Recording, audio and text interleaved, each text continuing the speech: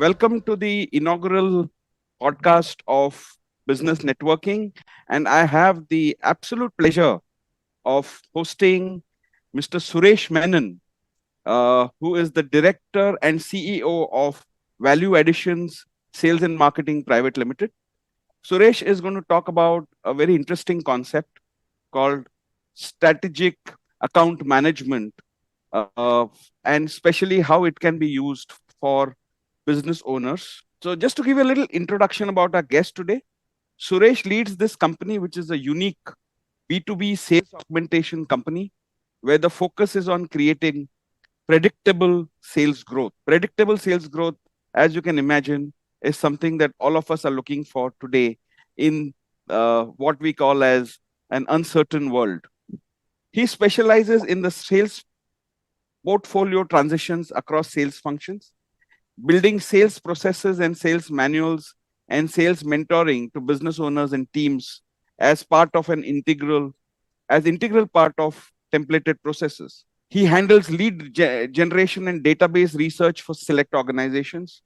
He's been deriving the science in the art of sales.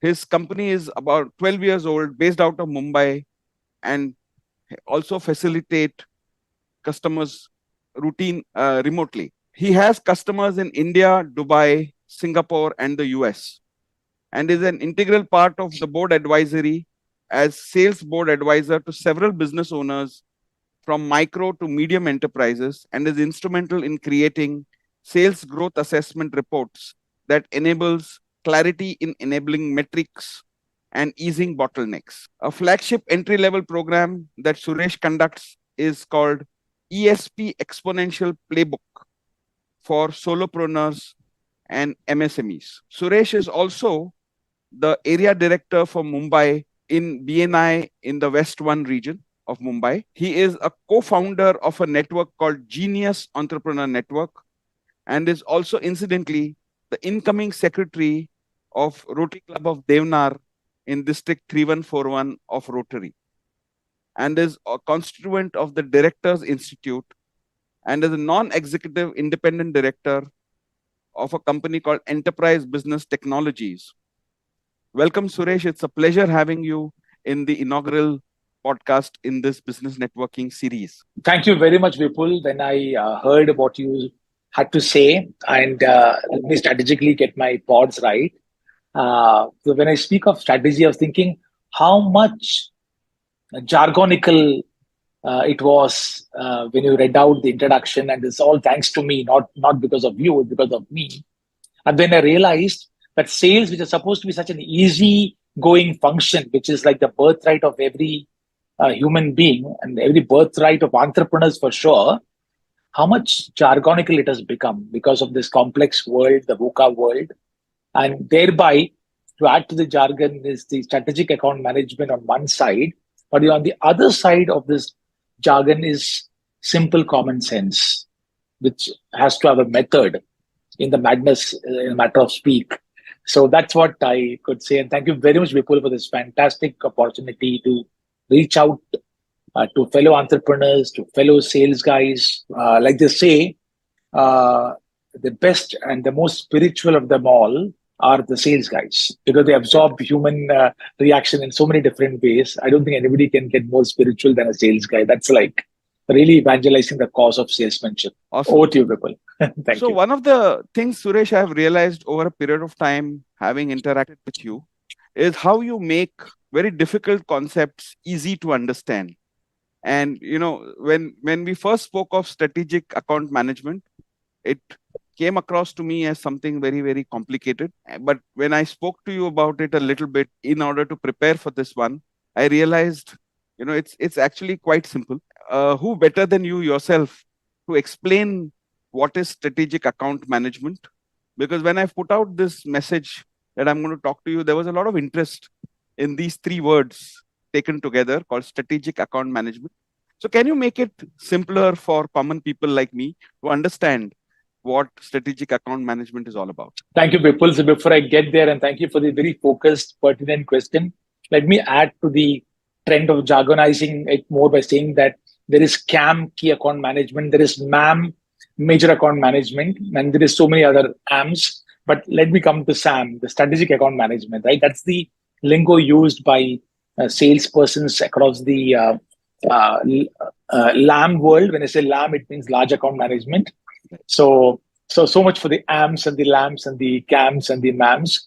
But Right. coming to strategic account management, uh, as when sales evolved, it was earlier considered to be pulling a fast one. Like wink and say, "अरे मैंने बेच दिया," right? काम हो गया.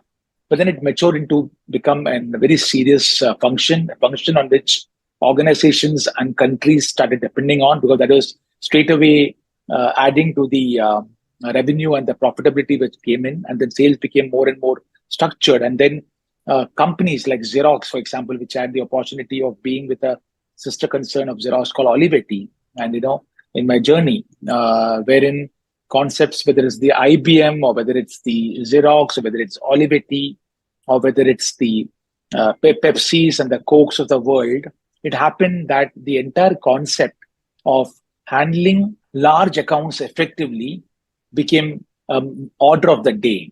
And that's how strategic account management came into being, which means if it's a large customer or a large prospective customer whom you sell to, one has to make sure that you're selling to various buy points. Like when I go into a large organization, I would find not one, not two, but infinite sales buying points, purchase points, Right. influencing points, and so on and so forth.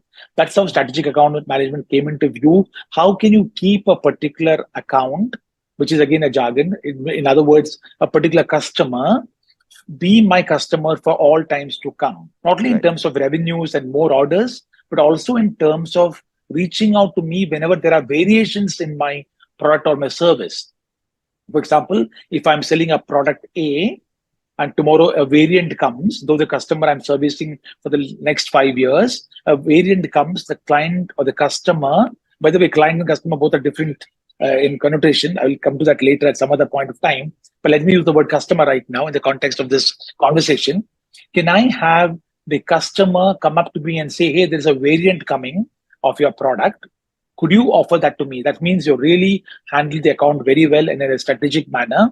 That in the changing VUCA world, the client still comes back to you and gives you the first advantage of quoting or proposing that particular variant. So strategic account management is quite insightful and deep, and one has to have a longish. There are training programs from strategic account management, which is like a 2-day full day training program, hands-on and theory. That's the kind of effect of only one strategic account management concept.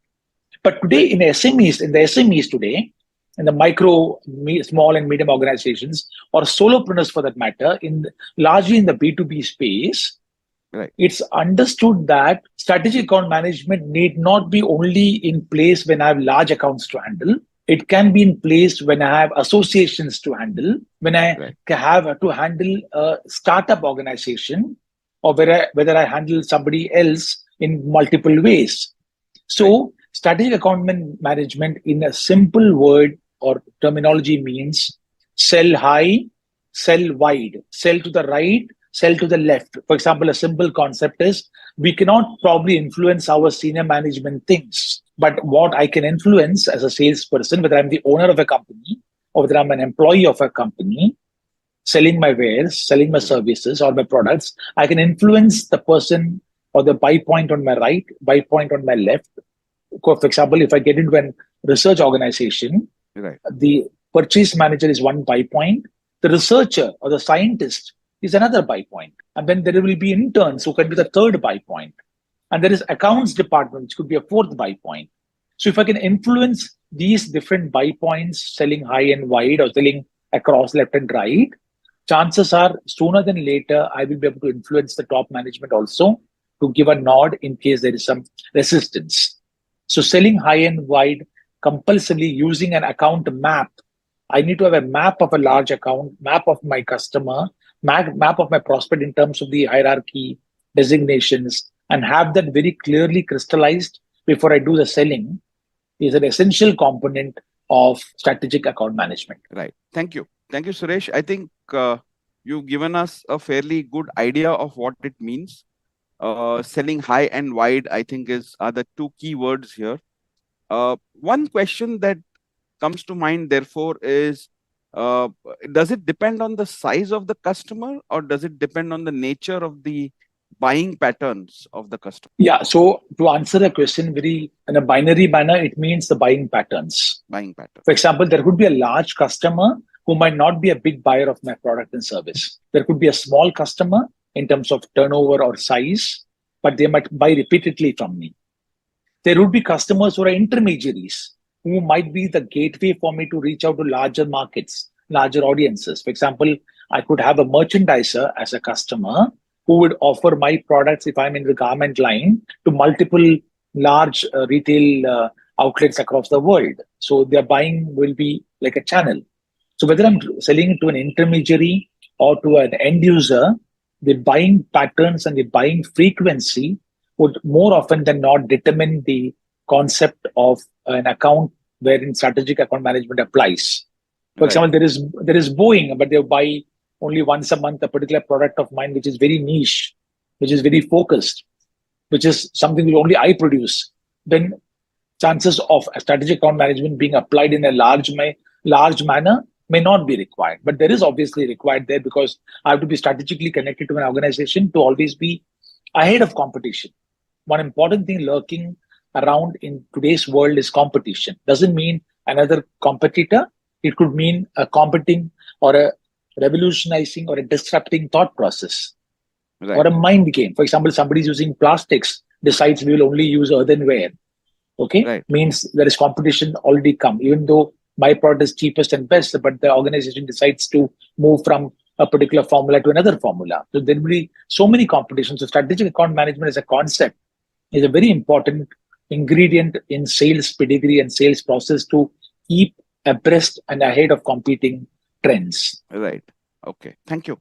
Okay. So, one question which I had as a follow up to this is, you know, if we take, let's say, a company wants to introduce strategic account management in their day to day operations, where does the responsibility or the function lie? Does it lie with the business owner, or can he delegate it to, let's say, somebody in his senior team? In your experience, what do you think is, where should that process lie, or who Right. should be the So, process owner, if I may use a different way of right, asking that question? right. So I would give you three different scenarios. There is a solopreneur, which is the entrepreneur who is also selling, has got 80% of the business coming from, say, 20% of their customers. It's very important for that solopreneur to apply strategic account management to ensure that there's no disruption in the 80% revenue coming from 20% of their clients or those clients or customers with whom they're focusing on. If you come to a medium or a large organization, the responsibility of ingraining strategic account management in the process of sales in the organizations becomes very important. For example, a large pharma company will take a call at a regional level or at a national level. That strategic account management would mean the following steps, following 10, 20, 30 steps and patterns and frequencies and reportings and measurements and finding out the success rate. So all of those metrics. But the implementation has to be done across the different levels. For Right. example, if selling is a process, which of course it is, creating a lead and nurturing the lead into a prospect can be done by somebody who's a front trooper in the sales army, in the sales battalion. But focusing on giving functionality and advantages and benefits over features can be done by somebody who is a technically oriented person in the sales hierarchy. May not be a technical person, maybe a service person who's got into selling team to articulate the functionality of a particular product or service. Then comes the sales support of really guaranteeing the kind of quality and service and all of that, wherein somebody in the middle management or the higher management might be required in the sales hierarchy to put across a call or ask for a meeting to give a comfort factor to the prospective buyer, prospective customer. So in a nutshell, the decision of strategic account management is taken at the highest level of an organization, whether the highest level of an organization or highest level of the sales organization or the actual organization, but the implementation is kind of disseminated through the various ranks and files and done in a rhythmic, harmonious fashion. So, Suresh, we have a question here from Alia on the community. She Right. says, beyond traditional methods, what innovative approaches to strategic account management are driving predictable growth today? So essentially, traditions or traditional selling in the B2B space typically means always an element of human interaction. Whether I'm selling an airplane or a hairpin, there is a B2B in the B2B landscape. There is a one-to-one or a human interaction. Even if it's in a tender business, the repeat business in tenders, so it might look like it is done by a particular configuration or algorithm, but there is a human interface required, whether it's sales, pre-sales, after sales, which also becomes an opportunity for causing more and repetitive sales. So any traditional outreach would mean human interaction. Now, in the human interaction, innovations can come in, newer innovations. For example, at some point of time, there was this adage which says a picture is equal to 1,000 words. Instead of me saying 1,000 words, if I show a picture of my product being endorsed by a particular company, my buying or my prospect would, my buyer or prospect would feel very good about the picture. Today, it's about showing LinkedIn and Facebook and Instagram reels or testimonials or recommendations or testimonials from various other customers who actually vouch for what you have sold for, and so on and so forth. This could be a WhatsApp message, it could be a corporate film which is made, it could be an e-testimonial or an e-brochure, or it could be something today when somebody is using chatbot, wherein automatically in the process of follow-up, a certain messaging goes for a lead which has become a prospect and a prospect becoming qualified prospect. So in each step from lead to prospect or prospect to qualified prospect in strategic account management, if there were 4 or 5 iterative interactions, a human connect backed up by different technology based connections, whether it's chatbot based or a messaging through bot, whether it is an e-film, whether it is an e-brochure, whether it's a link to a social media handle, all of that has to come in handy to make sure that the person on the other side has got right and adequate information to be able to take a proactive judgment and should not also feel inundated or flooded with too much of information.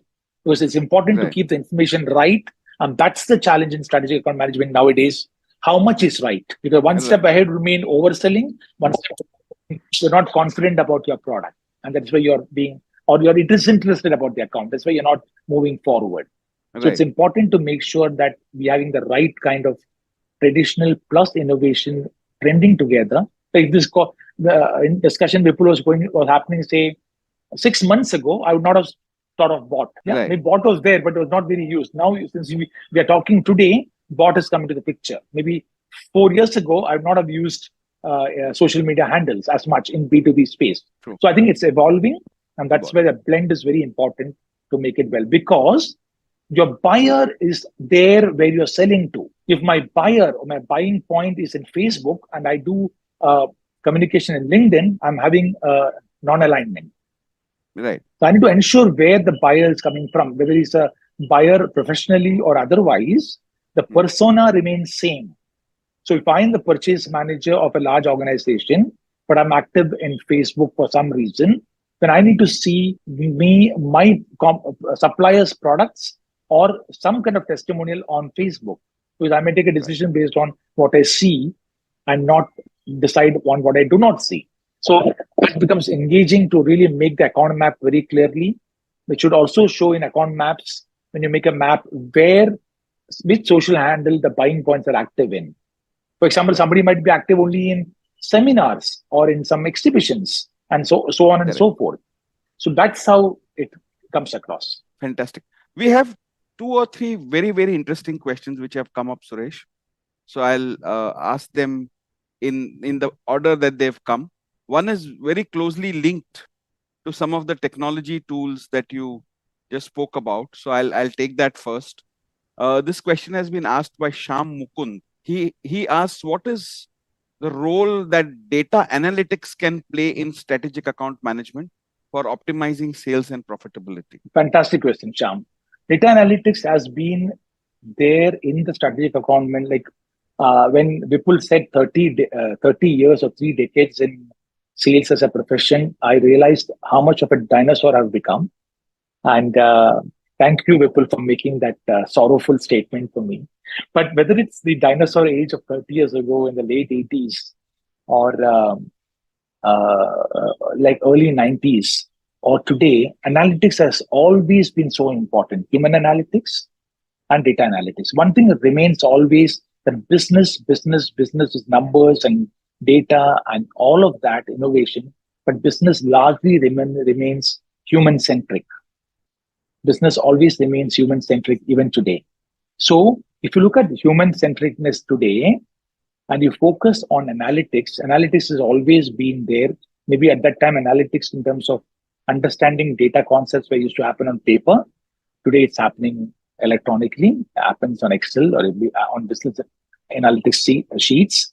Today, large organizations in the sales and marketing function, when they use large ERPs, whether it's an SAP or a Microsoft Dynamics Business Central, or whether it is any of the other softwares, one important aspect they look at is reporting today is a thing of the past.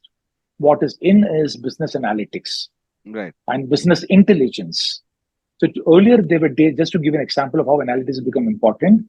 Earlier days, decisions on buying an ERP software or a CRM software for sales management, marketing management is to happen looking at the features of the products. Today, decision is taken based on the intelligence that it gives. I might have a great product, but with great reporting, but not culling that reporting into BI, Right. then I might not have a great product because everything happens on intelligence at the fingertip. So analytics is extremely crucial. Using a normal Excel or a CRM or a branded software is very important to understand the analytics which comes into play. Now, when I say analytics, one thing is very important. Analytics, though there will be so many columns and rows, and in the interest of time, I'm making it simpler. Any analytics which show that it is going to be focusing on the quantum of buying that happens by the account, by the prospective customer, the frequency, the repeatability, and what is their share of buying from me vis-a-vis my competitor. Large accounts usually spread their buying across multiple vendors in the same space. Right. They may not be loyal to only one vendor. So one That's of the right. aspects I need to play as a strategic account manager is to get market share, get mind share, get a cap, a particular pie from the large share that is going to be going to multiple competitors. So analytics in terms of gathering data is so important. And believe it or not, what sales started off one day as being selling, sales started as selling, is now become more of listening, because Right. analytics and the reporting that I put in from a sales reporting point of view, what I put in into my CRM at the end of a particular meeting is more about what I listened, what I understood in that particular interaction. And those listening and understanding goes into making analytics and dimensions, which enables me to make the analytics even more better. When I say listening, I mean it could be a trend, it could be a change, it could be a profitability issue of the company not doing too well, which means my sales is going to drop next quarter or next 6 months or next year. Okay, there are very important aspects. I will invest a lot of time and energy and selling, because in sales today it's not about selling, it's also to know much earlier when not to sell more and use that energy to sell somewhere else. I cannot go all in into a particular account. It might be a great account for me, a great customer for me last year, but this year there's a profitability issue. They might only buy 50% from me. Doesn't make sense for me to put my energy all there. I need to then channelize my energy because somewhere else, some other opportunity is being lost. So analytics is not only about selling more, it's also about selling rightly. When to withdraw, when to put the attention elsewhere. All of these things make for analytics gathering and understanding and analyzing. Sorry for being so elaborate. Thank you, Suresh. One request which has come from the backend team is that you need to move slightly behind, maybe a Okay. couple of inches behind, so that Is it you're fine? visible. Yeah, this is better. Sure. Uh, Thank you. so a linked question to this is asked by Shantanu. He asks, how do you measure the success and ROI of strategic account management initiatives? Simply by one thing, kitna danda aaya? A business going up or not going up? Point one. Second thing is, how well are you negotiating? It's an oft-said hiccup for a salesperson that every year a customer says, I will not give you the increment that you're looking for. Suppose I'm selling service contracts, suppose. Every time I ask for a 10% hike every year, and my client is going to say, I'm not going to give you. I'm talking of strategic account management for selling more to customers who buy repeatedly from me, as one example. Right. So the important aspect is I can actually reduce the price and improve profitability.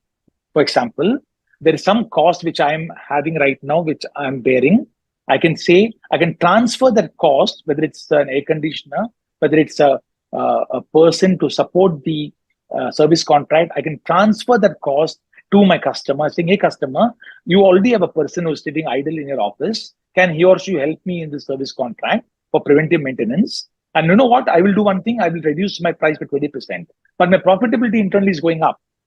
Right. Yeah, and it's a win-win for both sides. Win-win for both So sides. Yeah. both sides. So it's important to understand one thing, that only measurability is profitability. Selling more and looking at top line is not a good answer to judge sales effectiveness.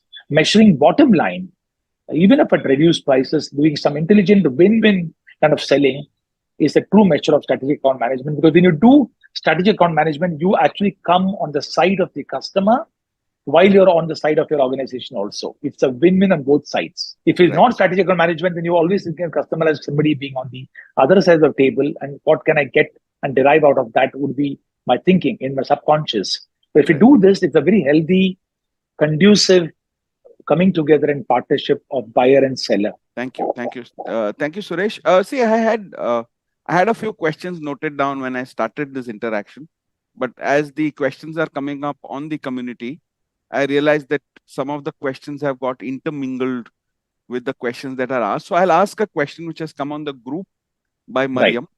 Her question is, how to balance the need for consistency in sales processes with the flexibility required to adapt to changing market dynamics? Thank you, Mariam, for a wonderful question. The one-line answer which comes to my mind is to be focused on quantity, consistency, quality, repeatability, breakthroughs.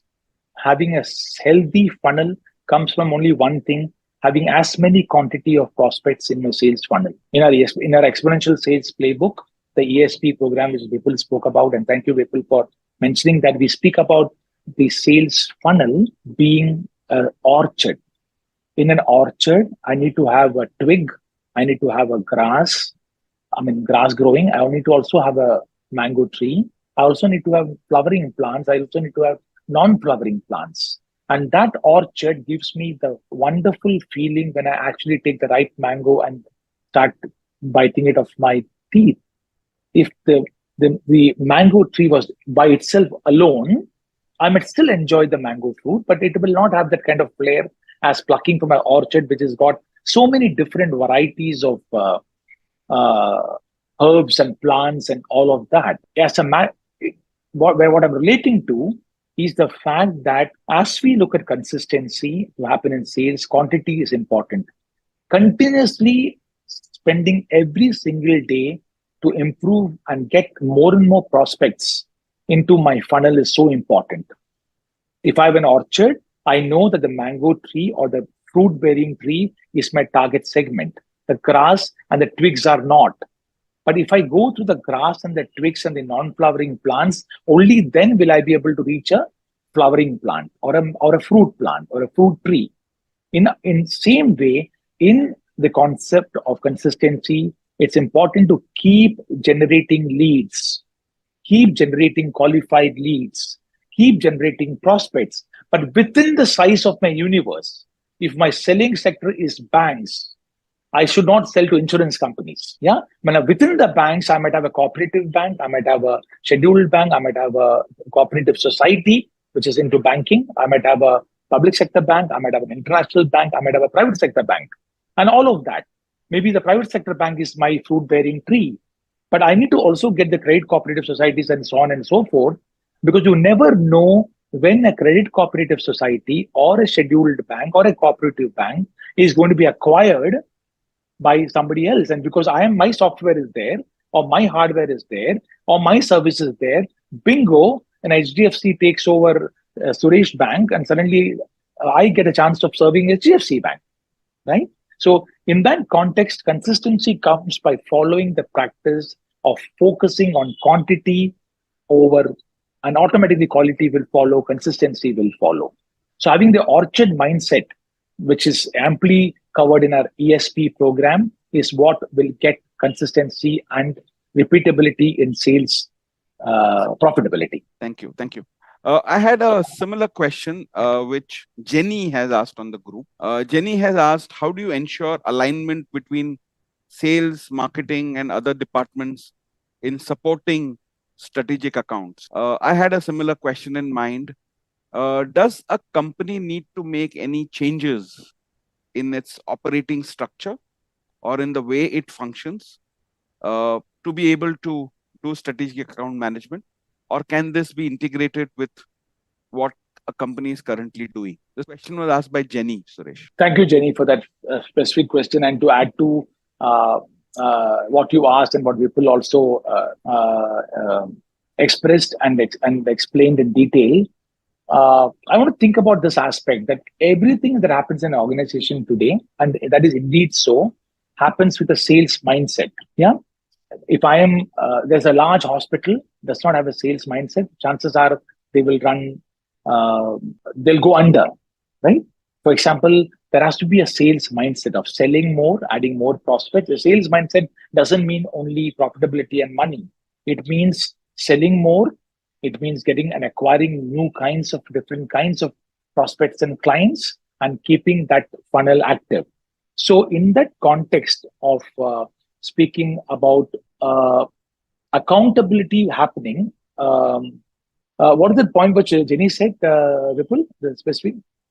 You're muted. Sorry. Jenny wants to know, how do you ensure alignment between sales, marketing, and other functions in supporting strategic account management? Right. So in a large account, any function, why not only sales? Why only marketing? Why only sales, service?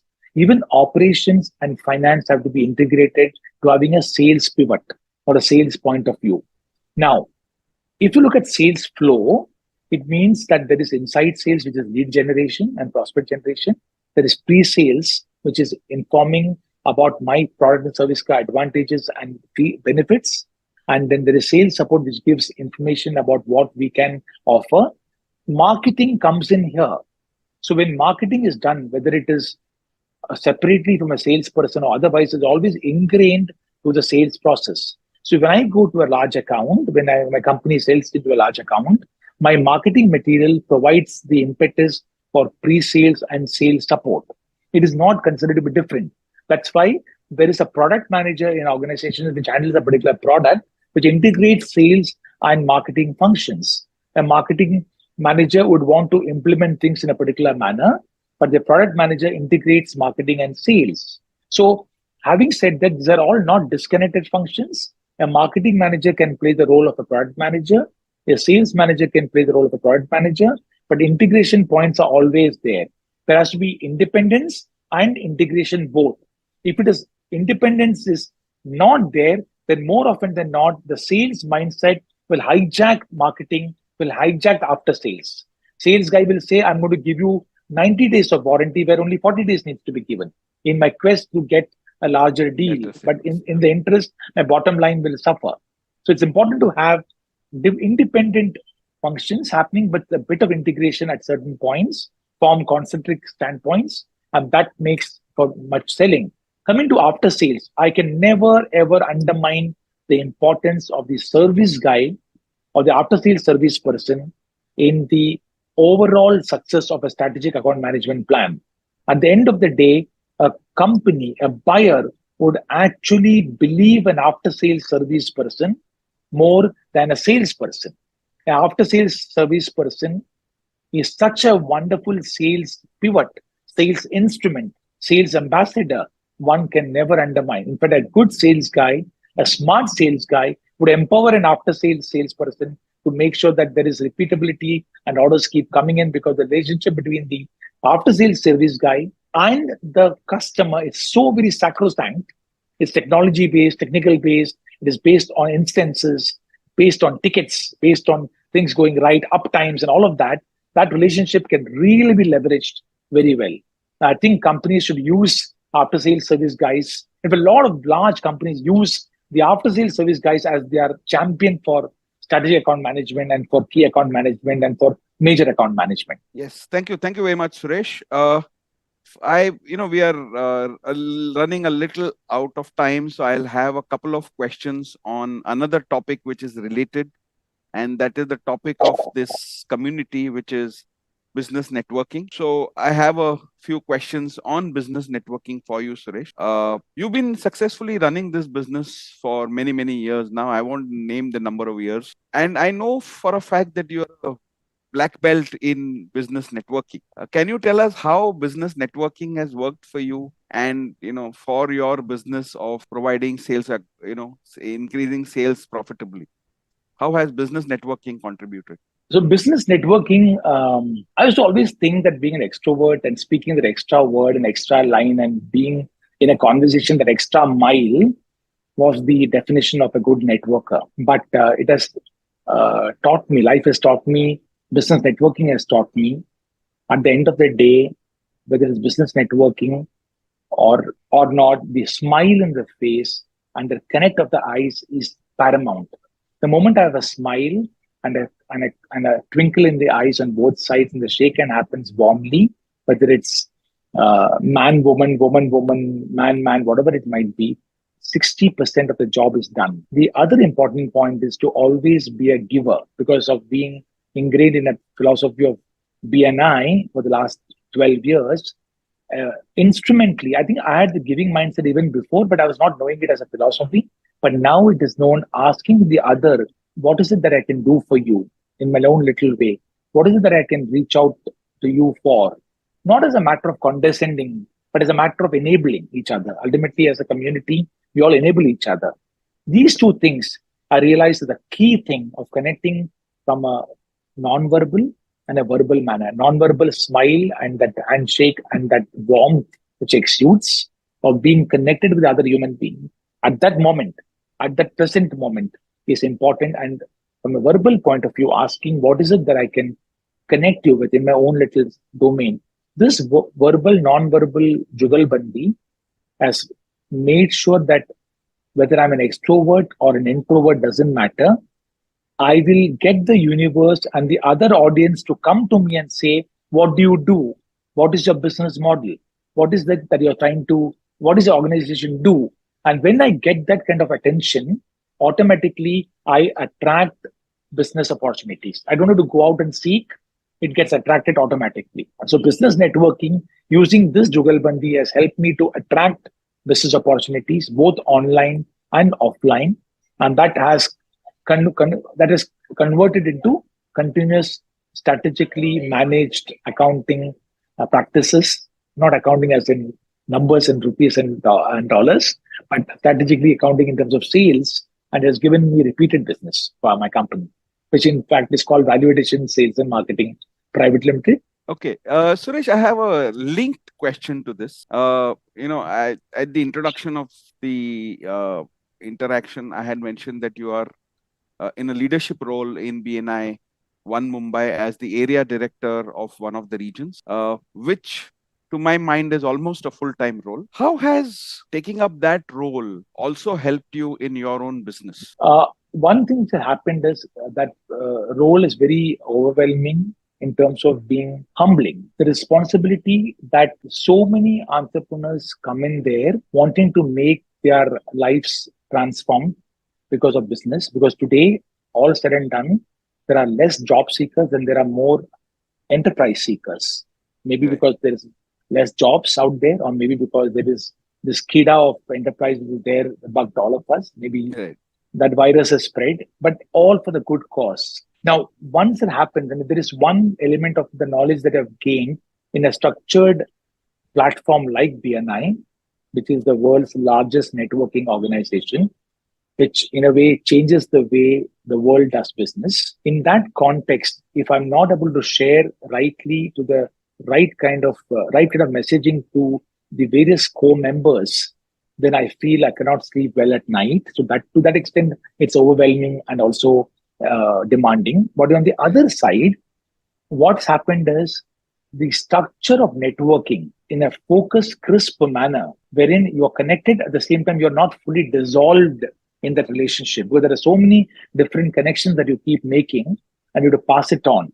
Passing the ball and not trying to hit the goal yourself has been a major advantage that I've learned from the BNI platform of networking effectively, crisply, and effectively, which means that a particular referral, a particular connection, a particular lead can be articulated quickly by doing what is called, in my opinion, the who to whom thinking, the relationship referrals thinking that enables somebody to get to their target segment, to their strategic account, to their customer, to their client in a manner wherein the door openers or the door enablers are other intermediaries. Right. Which means for me to open up a Rang Sharda for an architect, I might have a gatekeeper who is probably the housekeeping services person who is servicing Rang Sharda. Earlier, Right. I used to make sure that I open the door myself. Now I Right. don't do that. I connect to a housekeeping service member who is offering services to Rang Sharda. He or she can become the conduit or the intermediary. So that matrix kind of thinking of opening up intermediaries is something which has really enabled business networking to function effectively while serving the purpose of getting visibility for me, credibility for me, and helping me sleep well at night. That there is one more entrepreneur who got a gate open, because one of these gates or doors that opens might be the freedom gateway for the entrepreneur. One big deal or one big opportunity or one big collaboration might be the one which is why he or she became an entrepreneur, to get that freedom. Right. Thank you. Thank you so much, Suresh. Thanks, Vipul. I think we are almost at the closing end of the meeting. So what I would request you to do, Suresh, is help us with your contact numbers so that all those who have come onto the community and had a lot of questions but may not have had the opportunity, because I couldn't read all the questions which have come. My apologies for not being able to read all the questions. I only read the ones which were kind of relevant and in that flow.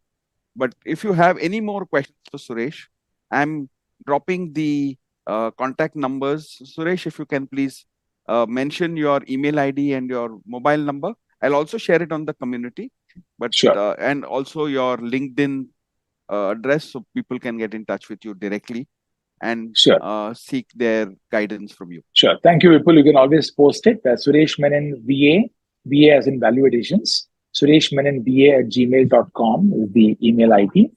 And +91, that's the India code, 98201 38081 is the phone number where I can be reached on WhatsApp or on call. And my LinkedIn ID, I've sent it to you, Vipul. You can put across as Suresh Menon on the LinkedIn. That's right. I've already posted it. Thank Thank you you so very much, much, Suresh. Thank you very much for being there and for sparing your time for this inaugural podcast on business networking on Thinkly. Thank you very much. And I look forward to interacting with you again very soon on another topic. Until then, thank you very much. Congratulations, Vipul, on your wonderful first inaugural session. It's an amazing cause of making sure the business networking is available to so many self-starters and entrepreneurs. Kudos to you, Vipul. Kudos to Thinkly. Thank you. Thank you.